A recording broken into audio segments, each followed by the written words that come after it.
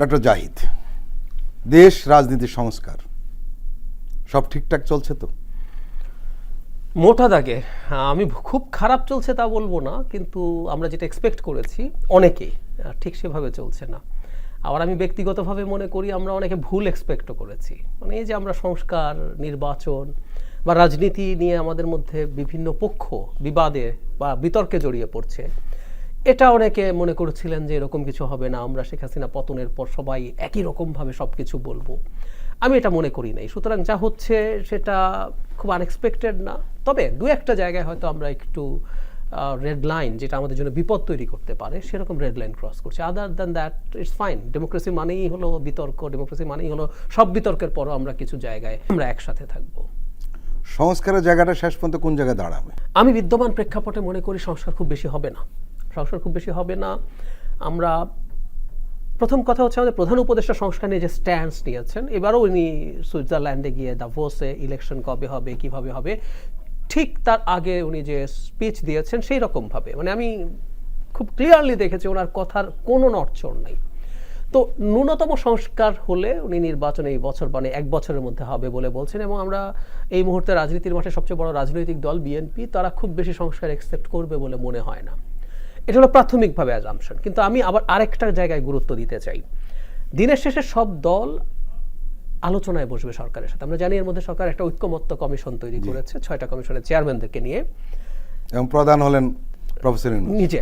এবং এনারা যদি, এবং আমি বিশ্বাস করি ডক্টর ইউনূসের সাথে সবাই যদি বসে এবং খোলা মন নিয়ে বসে, যতটুকু সংস্কার বিএনপি অ্যাকসেপ্ট করবে বলে বলছে, মানে এই সংস্কারের ব্যাপ্তি বা পরিমাণ নিয়ে ডিবেট আছে, সংস্কার সবাই করতে চায়, তো সেটাও আমি মনে করি অনেকটুকু ঠিকঠাক হয়ে যেতে পারে যদি সেই কমিশন সবার সাথে সাকসেসফুলি আলোচনা করতে পারে। আমি এখনই এই আশা ছেড়ে দিতে চাই না। এখানে কিন্তু একটা ইতিবাচক দিকে আমি বলতে চাই, সেটা হলো বিএনপি সংস্কারের বিরোধী, এটা একদম প্রান্তিক কথা নয়, কারণ তারাও তো সংস্কারের প্রস্তাব দিয়েছে। এক নম্বর। 2 নম্বর হলো যে বিএনপির যে বিষয়টা তারা বলছে, সংস্কার যদি দ্রুত করে দ্রুত নির্বাচন দেয় তাহলে বিএনপির সম্ভবত আপত্তি থাকবে না। এখানে সময়, নির্বাচনের সময়টার একটা ফ্যাক্টর হয়ে দাঁড়িয়েছে। আমার কাছেও সেটা মনে হয়। মানে বিএনপি নানা কারণে, তাদের প্রত্যেকটা রাজনৈতিক দলের নিজস্ব হিসেব আছে, এটা প্রাথমিক কথা, এবং সেইটার উপরে ভিত্তি করে এক এক রাজনৈতিক দল নির্বাচনের সময় এক এক রকম চাইবে, তাতেও দোষের কিছু নাই। আমি এগুলোটাকেই প্রবলেম মনে করি না।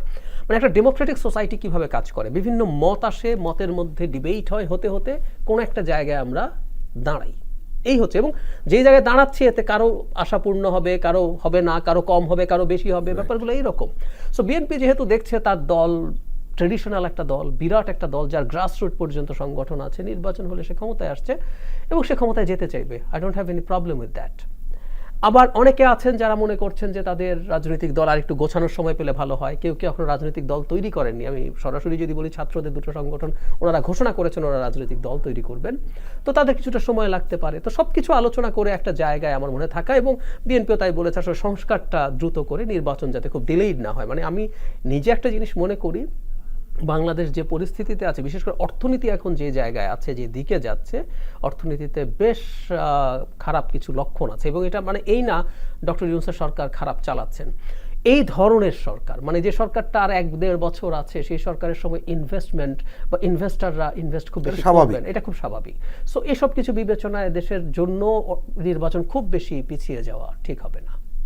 রাজনৈতিক অঙ্গনে কিন্তু একটা কথা বেশ আলোচিত হচ্ছে, সেটি হলো যে বিএনপি নির্বাচন দ্রুত চাচ্ছে এই কারণে যে নির্বাচন যদি একটু লেট হয়ে যায় বা দেরি হয়ে যায়, বিএনপি ক্ষতিগ্রস্ত হবে। আসলে কি তাই?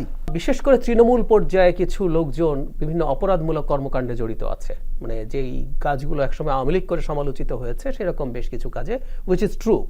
আবার এক্ষেত্রে বিএনপি রেসপন্ডও করছে। প্রায় 2000-এর মতো নেতাকর্মীকে তারা বহিষ্কার করেছে, কিন্তু তারপর এটা বন্ধ হয়েছে তা না। সেই পার্সপেক্টিভে কেউ মনে করেন যদি নির্বাচন ডিলেইড হয়, তাদের এই কাজগুলো চলতে থাকে, মানুষ আরও বিরক্ত হয়ে উঠবে, সেটা একটা দিক। আরেকটা দিক হচ্ছে এইরকম, বিএনপি এটা বলেছে, আমি জানি না তাদের কাছে কি ধরনের তথ্য আছে, কিন্তু তারা যেহেতু একবার সাফার করেছে, যেটা বিরাজনীতিকরণের চেষ্টা, একটা আবার এক ধরনের 1-11-এর চেষ্টা, এটা তারা সামনে আনার চেষ্টা করছেন, যে এটা করে বিএনপিকে মাইনাস করার তাদের ভাষায় চেষ্টা হতে পারে, তারাই বলছেন এগুলো। সো তারা ওই ভয়টাও পাচ্ছেন। তো সবকিছু মিলে তারা তৃতীয় বোধহয় আরেকটা পয়েন্ট আপনি বলতে পারেন, সেটা হলো নতুন রাজনৈতিক শক্তির উত্থান করতে পারে। আমি এটাকে মেজর পয়েন্ট মনে করি না। আমি জানি না বিএনপি এটাকে কনসিডার করছে কিনা। আমি একজন বিশ্লেষক হিসাবে যদি বলি, নতুন রাজনৈতিক শক্তি যদি উত্থান হয়, প্রথম কথা হচ্ছে বাংলাদেশের জন্য এই অভ্যুত্থানে নেতৃত্ব দানকারী ছাত্রদের যে দল আসতে যাচ্ছে, এটা যদি দুর্দান্ত একটা দল হয়, আমি অসাধারণ সুখী হব। আপনি অনেকবার বলেছেন হ্যাঁ। আমাদের এই টক শোতে। বিএনপিকে চেকস অ্যান্ড ব্যালেন্সে রাখতে হবে। গণতান্ত্রিক ব্যবস্থা কিন্তু এভাবেই কাজ করে। বিএনপি যদি দেখে আমি নির্বাচন করলেই 250-300 সিট পেয়ে যাব, এবার তো বটেই, পরের বার সিট কমলেও আমি জিতে যাব, এটা দেশের জন্য ভালো না। আমি একদম অন রেকর্ড বলছি। ওই রকম অবস্থা একটা দল ইচ্ছে থাকলেও গণতান্ত্রিক থাকে না, ও আস্তে আস্তে স্বৈরাচারী হয়ে ওঠে। কিন্তু ছাত্ররা যে দল করতে যাচ্ছে, এটা বিএনপির জন্য কোনো ইমিডিয়েট পলিটিক্যাল থ্রেট না। মানে নির্বাচনের রাজনীতির কথা বলছি। আমি মনে করি না যে ইভেন এখন থেকে যদি আরো 2-3 বছর পরও, 3 বছর পরও যদি নির্বাচন হয়, নতুন রাজনৈতিক শক্তি বিএনপির যে ভোটের জায়গা আছে সেখানে খুব সিগনিফিক্যান্ট কোনো পরিবর্তন কিছু করতে পারবে বলে আমি ওটাকে প্রধান বলে মনে করি না। কিন্তু যেটা হয়েছে, মানে গুজব থাকে, মানে যখনই এই ধরনের একটা সরকার আছে, আমাদের কানেও নানান গুজব আছে। অনেকে খেয়াল করবেন যে কেউ কেউ বলছেন এই বিপ্লবী সরকার করে ফেলো, মানে এই সব কিছু বাতিল করে একটা নতুন বিপ্লব। সো যখন এই আলাপগুলো সিগনিফিক্যান্ট মানুষদের পক্ষ থেকে আসে, এবং ছাত্র নেতাদের মধ্যে কেউ কেউ যখন বলেন আমরা 5 আগস্টের পর যে প্রধান ভুল করেছি সেটা হচ্ছে বিপ্লবী সরকার না করা, তারপরে হঠাৎ করে প্রক্লেমেশন, হঠাৎ করে সংবিধান স্থগিত, সো কিছু আলামত তো আছে, এগুলি সম্ভবত বিএনপিকে ভয় পাওয়াচ্ছে। আপনি নিশ্চয়ই লক্ষ্য করেছেন যে বিবিসির সঙ্গে দেয়া বিএনপির মহাসচিব মির্জা ফখরুলের সাক্ষাৎকার এবং এর প্রতিক্রিয়ায় ছাত্র উপদেষ্টাদের বক্তব্যের পর রাজনীতিতে রীতিমতো তোলপাড় চলছে। শুধু রাজনীতিতে নয়, সাধারণ মানুষের মধ্যে কিন্তু এই নিয়ে ব্যাপক আলোচনা হচ্ছে। কিন্তু এর চেয়ে বড় আরেকটি বিষয় আমরা লক্ষ্য করছি, সেটি হলো এর পরপরই কিন্তু ফেসিস্ট হাসিনার দোসরা মহা সক্রিয় হয়ে উঠেছে এবং এরা প্রপাগান্ডার মাত্রা বাড়িয়ে দিয়েছে এবং সামাজিক যোগাযোগ মাধ্যমে তাদের আস্ফালনের যে মাত্রাটা সেটা বহুগুণ বেড়েছে। এটাই স্বাভাবিক। ইনফ্যাক্ট আমাদের এই একটা জায়গায়, যে আমি শুরুতে বলেছিলাম, আমরা কিছু জায়গায় রেড লাইন ক্রস করছি। আমরা এমন কিছু করব না যাতে মনে হয় আমাদের মধ্যে বিতর্কের বাইরে বিভেদ তৈরি হয়েছে, বা কেউ যদি আমার মনে না করে শত্রুতা শুরু হয়েছে। আওয়ামী লীগের খুব সিগনিফিক্যান্ট মানুষজন, যাদের এখন লজ্জায় মাথা নত করে থাকা, বহু মাস বা বহু বছর তাদের লুকিয়ে থাকার কথা, তারা কিন্তু এখন আসার চেষ্টা করছে। এবং তারা আরেকটা কৌশল করছে, সেটা হচ্ছে তারা বিএনপির, বিশেষ করে বিএনপির 2-3টা বক্তব্যকে তারা একরকম ওন করছে বলে দেখাচ্ছে। সেটা আবার বিএনপির গায়ে এক ধরনের স্টিগমা তৈরি করছে যে তোমার সাথে তো আওয়ামী লীগের কথা ট্যাগ লাগিয়ে দেওয়ার চেষ্টা, এবং সেটা আবার ব্যবহার করছেন ছাত্ররা। সো পাল্টাপাল্টি কিন্তু অনেক ঘটনা ঘটে গেল।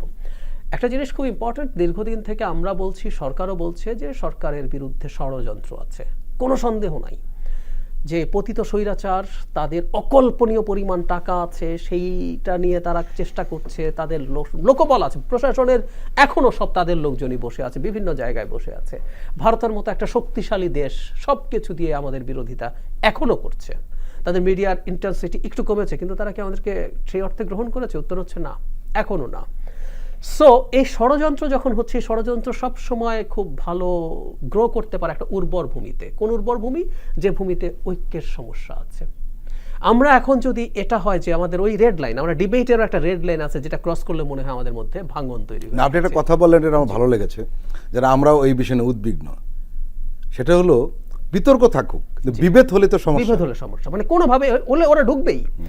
ওরা এটারই অপেক্ষা করছে এবং হচ্ছে। শুধুমাত্র সামাজিক মাধ্যমে না, এই ঘটনার পরপরই আমরা দেখবো ভারতীয় একটা পত্রিকায় ইন্ডিয়ান এক্সপ্রেসের 4-5 জন সিগনিফিক্যান্ট নেতা তারা কথা বলার, এবং তারা প্রকাশ্যে ভারতের সাহায্য চাইছেন বাংলাদেশে তাদের যাতে পুনরুজ্জীবন, পুনরুত্থান হয়। এই কথার মধ্যে বলেছেন মুক্তিযোদ্ধা মন্ত্রণালয়ের দায়িত্বে ছিলেন। জি, উনি ছিলেন। এবং শুধু সেটা না, আসাদুজ্জামান খান কামালও একই ধরনের কথা বলেছেন। তিনি ভারতের হস্তক্ষেপ চাইছেন যেন বাংলাদেশের বিচার বিভাগ, বিচার ব্যবস্থা ঠিকঠাক মতো চলে। মানে একজন স্বরাষ্ট্রমন্ত্রী 10 বছর ধরে, মানে যাবতীয় নিপীড়নের তো মন্ত্রণালয় টপ হচ্ছে শেখ হাসিনা, তারপরের দায় সেনাপতি, তারপরের দায় হচ্ছে এই ভদ্রলোকের।